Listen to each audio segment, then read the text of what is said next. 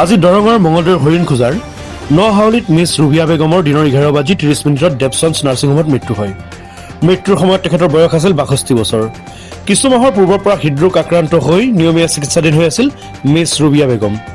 জাতি ধৰ্ম সকলোৰে সহায়ৰ হাত আগবঢ়োৱা সামাজিক মহিলাগৰাকীৰ বিয়োগত মঙলদৈ তথা হৰিণ খোজাৰ অঞ্চলত শোকাকুল পৰিৱেশে বিৰাজ কৰে।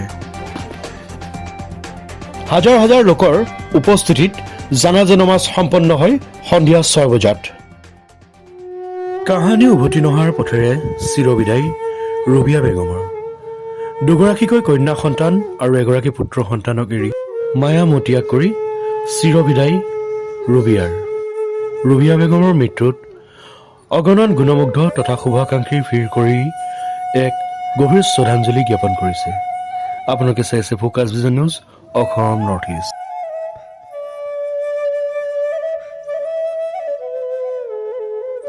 আপোনালোকে জানে যে মোৰ মামী হয়, এখেত আজি প্ৰায়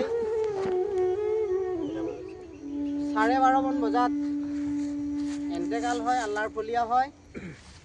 যাই নহওক, এখেতে জীৱিত অৱস্থাত যদি কাৰোবাক কিবা মনত দুখ দিব পৰা কথা কৈছিল, ইনশাআল্লাহ এই মুহূৰ্তত আপোনালোকক অনুৰোধ কৰিছোঁ পৰিয়ালৰ তৰফৰ পৰা আমি সকলোৱে যাতে আপোনালোকে মাত দিয়ে, আৰু যদি এখেতৰ কিবা লগত দেনা পাওনা আছে, দিবলগীয়া আছে, এখেতে বা পাবলগীয়া আছে, যাই নহওক এখেতৰ ল'ৰা আছে, ভতিজা আছে, এখেতৰ মামাসকল আছে, গতিকে ইনশাআল্লাহ আমিও আছোঁ।